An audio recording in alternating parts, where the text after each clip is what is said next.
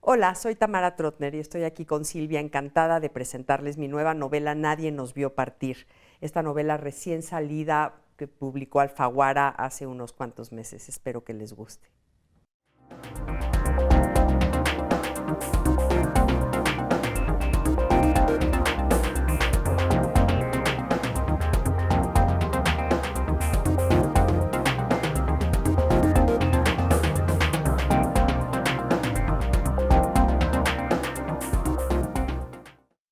Tamara Trotner es una joven escritora que ha publicado su primera novela, ha escrito antes, pero esta es la primera novela que se titula Nadie nos vio partir y que es su ópera prima. Tamara es una joven que yo conocí de niña cuando tenía unas gruesas trenzas y tenía 11 años. Y ya desde entonces se notaba que era una niña que reflexionaba como persona seria. Así eras. Así era. Tamara, antes hablamos, o dije yo, que encontraba 3 centros, no uno solo en tu novela, y dije que uno de ellos es el amor. Y eso me recuerda a un personaje, Ana, la abuela de la mujer que realmente es la principal en ese episodio del amor, que le decía, hija, el amor en do de pecho o de fuegos de artificio que explotan en el cielo duran unos pocos minutos. El amor hay que trabajarlo, hay que construirlo. Bueno, a partir de esa premisa, Pues sí, ¿cómo fue ese amor? es que yo creo que una madre siempre quiere proteger a sus hijos y un buen matrimonio, y lo estoy diciendo entrecomillado, ¿no? Porque un buen matrimonio en ese momento sobre todo, pero también ahora significaba alguien con dinero, con seguridad, con un trabajo, pues un buen hombre, digamos. Y entonces eso era un buen matrimonio. Y entonces el decir, me voy a salir de esa seguridad y de esa certeza para vivir una pasión desbocada, pues da miedo. Y entonces yo creo que los papás tenemos esta cuestión protectora de decir, mejor quédate donde estás y no hagas, no, ahora sí que no hagas olas, ¿no? Ana le recomienda a Valeria eso y le dice, tranquila, o sea, ese amor de do de pecho dura un ratito y realmente lo que dura a lo largo de 70 años de casados que duraron Ana y Moisés, pues se construye a base de paciencia y de muchas otras cosas. Lo que pasa es que yo creo que sí hay pasiones que son imposibles de evitar, Silvia, y hay amores que no se les puede decir que no, porque no se valdría, porque sería estarle diciendo no a la vida. Y algunos de esos amores también duran poco. Duran unos añitos y quién sabe qué pasa. O sea que el misterio del amor siempre queda en misterio. Claro, y no es lo mismo que dure un matrimonio a que dure el amor. A Y eso eso creo vamos. que es bien importante, ¿no? Sí, Sí. puedes estar casada a 70 años, pero ¿cuánto duró el amor? Quizá nunca hubo amor. Y ese amor, se casan estos 2 guapísimos jóvenes, Valeria y Leo, se van de luna de miel, en una luna de miel extravagante a Japón, van a Kioto, visitan ciudades y visitan casas de antigüedades y hacen compras y lo pasan muy bien. Hasta que nace el primer hijo, que es perfecto porque es un varón. Claro, cumple con las reglas y con las expectativas de la sociedad. Un varón, además, un varón precioso, gordito, de ojo verde, realmente lo que se esperaba, ¿no? De este matrimonio perfecto, porque eran como una parejita de pastel. Y entonces, bueno, tener al primer hijo varón y bonito, pues ya estaban cumpliendo. Sí, y de allí viene una niña después que viene a poner la cereza Al en el pastel. pastel. Sí, ahora es una niña flacuchita, no tan bonita, no es regordeta y de ojo verde, y entonces, pues no, sí es una buena cereza del pastel, pero sobre todo lo que es es lo que Valeria llama su seguro de vejez. Valeria, para el momento en el que nace su segunda hija, ya sabe que no va a seguir casada con Leo, ya sabe que no va a poder aguantar ese matrimonio, no quiere dejar solo a su primer hijo, quiere que este primer hijo tenga a alguien que lo acompañe, y ella siempre dice, pues siempre soñé con tener una niña porque una mujer es un seguro de vejez para una madre. Y la tuvo. Y a partir de allí duran 7 años casados, pero separados. Y ahí empieza una aventura que tú le llamas el viaje. ¿Cómo es? Porque no es un viaje, son muchos viajes. Claro. Y son escapes, y son fugas, y son huidas, y son muchas cosas. Claro. Ese viaje, el viaje de los niños, que en la novela aparece en mayúsculas incluso porque es un evento, ocurre el día del cumpleaños de la niña, el día de cumpleaños de 5 años de la niña. El papá decide vengarse de su esposa y los secuestra. Le dice a su esposa que los va a llevar a Valle de Bravo a pasar el fin de semana, y en realidad ya tiene pasaportes falsos, papeles falsos, la maleta hecha con ropa, los sube a un avión y se van a Europa, ¿no? Y es curioso porque para esta niña protagonista, narradora de la historia, ella dice, bueno, claro, yo tengo que estar contenta porque mi papá me está llevando de viaje y me está llevando a lugares lindísimos, no lo puedo llamar secuestro. Y yo creo que la realización de que sí es un secuestro llega muchos años después, cuando esta niña dice, por supuesto que me secuestró, me sacó de mi casa, me dijo que mi mamá no me quería, que mi perro se había muerto, que mi nana ya no estaba, que mis compañeros de la escuela ya nunca los iba a volver a ver. Y sí, estaba yo en París y en Sudáfrica y en Italia y en Israel, pero estaba secuestrada, emocionalmente secuestrada. Pero, ¿qué pasa mientras tanto en México? ¿Cómo Valeria está maquinando recuperar esos niños? Claro, cuando Valeria se da cuenta que se llevaron a sus hijos, no se queda con los brazos cruzados, empieza a mover todo, y eso convierte esta novela un poco en una novela de pronto policíaca, de pronto de persecución, porque Valeria se va con toda la caballería. Además, ya habíamos dicho, Silvia, que los dos abuelos eran muy poderosos, eran muy ricos, y eso fue tremendo, eso alargó todo, porque Valeria contrataba a un abogado o un investigador privado, y entonces luego el otro, Samuel, le pagaba para que dijera mentiras, y entonces en vez de decir que estaban en un lugar, decía que estaban en otro, y así se fueron. Finalmente se acabó metiendo el FBI y la Interpol, porque ya se hizo un caso de, pues sí, de secuestro de niños, ¿no? Dijeron, después de 2 años estos niños tienen que regresar y que la ley sea la que dicte con quién se quedan. Finalmente acaban encontrando a los niños. Y Valeria no se da por vencida ni un minuto, lucha constantemente por encontrarlos, y al mismo tiempo Leo convence a estos niños de que la mamá no los quiere ver. De hecho, ese es el primer párrafo de la novela, ¿no? El primer momento de la novela es cuando esta niña de 5 años está volteando hacia arriba, porque pues a esa edad eres chiquito y todo lo ves hacia arriba, y ve al papá hablando por teléfono diciendo, es que ¿por qué no quieres ver a tus hijos? Es que ellos te extrañan. Por favor, aunque se habla con ellos. Y la niña no entiende qué está pasando. Si un día antes su mamá le hizo una fiesta de cumpleaños, ¿por qué hoy ya no la quiere?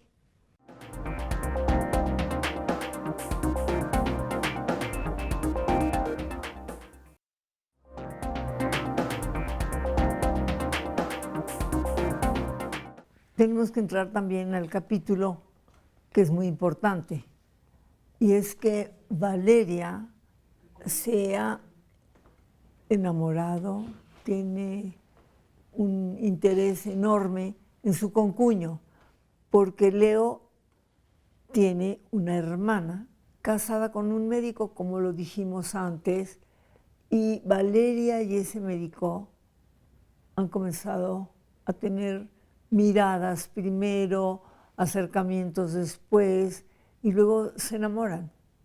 Y ahí es donde empieza el rapto o el secuestro de los niños. Claro. ¿Cómo es ese encuentro de 2 personas concuñas? Pues sí, sucede que se enamoran, y este amor fulminante, porque los dos trataron de evitarlo, los dos sabían que el tiradero que se iba a armar con este amor iba a ser tremendo, ¿no? Porque ya de por sí una relación extramarital pues implica muchas broncas y muchas broncas familiares, pero cuando se trata de tu concuño, pues estás metiendo ahora sí que todas las cosas negativas que le puedes meter al asunto y no lo pudieron evitar. O sea, yo digo en la novela, hay amores que no se pueden evitar.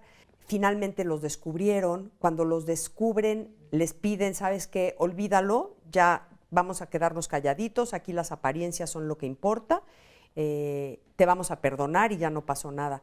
Y ellos dicen, no, o sea, yo lo que quiero es vivir con esta persona, no quiero que me perdones. Y entonces hay un enojo tremendo, yo creo que muy entendible también por parte de Leo, que dice, a ver, espérate, o sea, mi esposa me está engañando, además con el que era uno de sus mejores amigos y su cuñado, y además ahora el tío va a pasar a ser papá de mis hijos, y nada de esto le hace sentido. Y muy manipulado por Samuel también, pues planean este secuestro para castigar supuestamente para separar a los niños de esta cosa nociva, pero realmente era una venganza y un castigo a Valeria. ¿Se lo merecía? Hoy te puedo decir que yo creo que no. Además, cuando castigas utilizando a los hijos, aunque se lo merezca, a los que más estás dañando es a los niños, que definitivamente no se lo merecen porque no tienen nada que ver. Yo te diría que el problema de Valeria fue pues encontrarse con una familia muy retadora y una familia muy poderosa y muy fuerte, pero se enamoró. O sea, yo sí entiendo que hay amores inevitables. El poder es bien importante en esta novela. Es el poder, es el dinero y es el orgullo, pero nada lo rompió. Es que esta imagen, sobre todo que tenía Samuel, tú imagínate que llegan estos inmigrantes sin un peso, no tienen, como ya habíamos dicho, no hablan el idioma, no saben a dónde están llegando, y de repente hacen una gran fortuna, y entonces ellos tienen que validar esto, no validar su posición ante la sociedad, ante la comunidad judía, ante el mundo que los rodea, ante su familia incluso. Entonces, ceder y decir, bueno, ni modo, se enamoraron. Además, Samuel está enojadísimo porque pues a los que dejaron solos son a sus dos hijos. Finalmente aquí la pareja que se formó eran de los esposos de los hijos, entonces queda sola la hija y solo el hijo. Y lo curioso es que aunque entendemos que ni siquiera estaban tan enamorados unos de otros, y fueron matrimonios más bien arreglados, especialmente el de Carlos con su mujer, con la hermana de Leo, pues era una cosa que estaba sellado, estaba firmado, ya se habían dado la mano, además ya eran socios. Era como impensable que lo rompieran ellos, como por qué se salieron del guión, ¿no?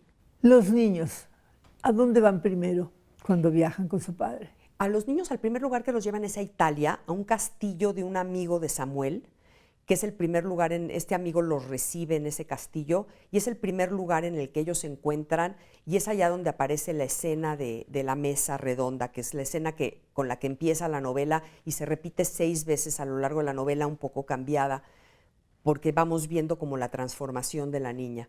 Ellos van a Italia, después viajan a distintos lugares. De los puntos importantes, el siguiente es Francia. En Francia ya los meten de hecho a una escuela, empiezan a estudiar, ya empiezan a hacer como una vida más cotidiana, ya no están escapando, hasta que la Interpol los encuentra en Francia. Valeria llega a Francia, está a punto de recuperarlos, casi puede tocarlos en el momento en el que Leo se da cuenta que está ahí y entonces se los lleva, y se los lleva a Sudáfrica. Y esta es una parte bien interesante porque Sudáfrica en los años 70 sabemos que pues estaba el apartheid, los Boers eran una policía implacable, y los niños viven en este Sudáfrica que además Leo siempre fue un hombre como muy protector de los derechos humanos y de las minorías y del débil. Y claro, se asocia con grupos protectores de los negros y se meten en unos problemas tremendos que bueno, tienen que salir encajuelados. Sí, esa etapa es muy llamativa intensa, y intensa, claro. Sí, lo sacan en cajuela. En una cajuela porque ya hay una orden de aprehensión y lo llevan a Suazilandia, y ya de Suazilandia se van a un kibutz en Israel en donde ya los reciben, además los reciben muy bien porque Leo ha prometido que se van a quedar a vivir ahí. En esa época los kibbutz estaban apenas empezando. Israel era un país muy nuevo, entonces necesitaban gente. No mucha gente quería llegar a vivir a un lugar donde había guerra, donde todos los países de alrededor los atacaban todo el tiempo. Y Leo promete llevar dinero, promete llevar a 2 niños, pues que son ahora sí que manos que van a trabajar, y se quedan en el kibutz casi un año. ¿Cómo era eso, ese kibutz? Era, pues el recuerdo que tiene la niña de este kibutz es un lugar en donde en primer lugar separaban a todos en la familia. Las personas vivían con los de su edad. Entonces el papá vivía en su casa, el niño grande en una, digamos, escuela de niños de su edad, la niña igual. Todos tenían una labor que hacer. La niña era metapelet, que quiere decir nana, y cuando no estaba en la escuela iba a cuidar a niños chiquitos que estaban en la guardería. Yo creo que era una forma que tenían de empezarles a dar responsabilidad desde muy chiquititos, porque además acuérdate que habían ataques constantes, acuérdate que nunca sabían, habían estas miklats, que son los refugios antibombas, a donde cada rato tenían que irse a esconder. Hay una escena en la novela donde hay un ataque y tienen que irse a esconder a esta miklat, y están afuera pues las bombas y no sabes, que son las distintas etapas de este fin de la infancia, porque su primer fin de la infancia es el día que se da cuenta que se la llevaron, pero aquí también hay un momento en el que dice, pues igual y hoy me muero, y si hoy me muero, pues ahora sí que llegué a mi máxima vejez a los 6 años. El hermano es muy curioso, ¿verdad? Es un niño inteligente. Voy a hablar de las mimosas, unas flores que a él parece que tenía una fascinación por ellas. ¿Cómo eran esas mimosas? Este niño era un niño brillante, inteligentísimo, muy curioso, siempre quiso ser científico. Y entonces las mimosas púdicas son estas plantas que tienen sus hojitas abiertas y cuando las tocas se cierran. Y a él le generaba pasión darse cuenta cómo podían reaccionar ante nuestro tacto, ¿no? Y entonces llevaba a la hermana, la convencía de escaparse de la casa en la que estaban ocultos, escondidos, para que no los encontraran, y la convencía diciéndole, que mira, las vas a tocar y se van a cerrar. Y entonces la niña sentía que eran pues casi mascotas, porque estaban sí vivas, pero más vivas que una planta normal, ¿no? Yo creo que es una linda metáfora la mimosa, porque la mimosa está ahí y en el momento en el que la tocas, en el momento en el que la invades, se cierra. Y yo creo que estos niños tuvieron que cerrarse, tuvieron que protegerse para no sufrir tantos daños. Y la mimosa es una especie de metáfora en donde dices, tuve que cerrarme a decir no quiero a mi mamá, no extraño a mi perro, no necesito nada de afuera. Es un autoconvencimiento para no estar tan lastimado, ¿no? ¿Cuántas veces llega Valeria al lugar donde están ellos? Solamente 2, una en Francia, que sí los hace desaparecer. Es una escena tremenda en la novela que espero que la lean y les guste, porque es una escena de las más fuertes de la novela, porque Valeria, te digo, está a unos metros de ya tener a sus hijos, lleva un año sin verlos, sin abrazarlos, sin poderles decir un poco su lado y su explicación, y se le escapan. Y luego, cuando ya están en el kibutz, después de varios meses, los altos juzgados de Jerusalén, en acuerdo con la comunidad judía de México, dicen a dónde están los niños, y entonces Valeria empieza a ir a visitarlos. Y es también muy doloroso, porque es un momento en el que ya pasó más de un año y la niña ya no la quiere ver. La niña ya le ha dolido tanto la ausencia, que la presencia ahora le duele más, entonces decide no quererla ver. Y se siente culpable de no quererla ver, pero al mismo tiempo pues es su forma como mimosa púdica de cerrarse.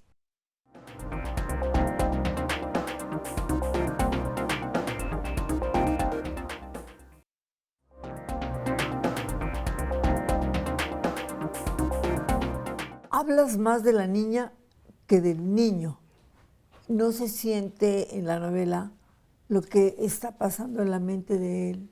Pues es que yo creo que como una novela y un ejercicio de autoficción en el que los personajes existen de una u otra forma, es ficción, pero es autoficción, sí está inspirado en hechos reales, pero no le puedo poner voz al niño porque no tengo derecho a contar su historia, ¿no? Él tendría que escribir su propia novela.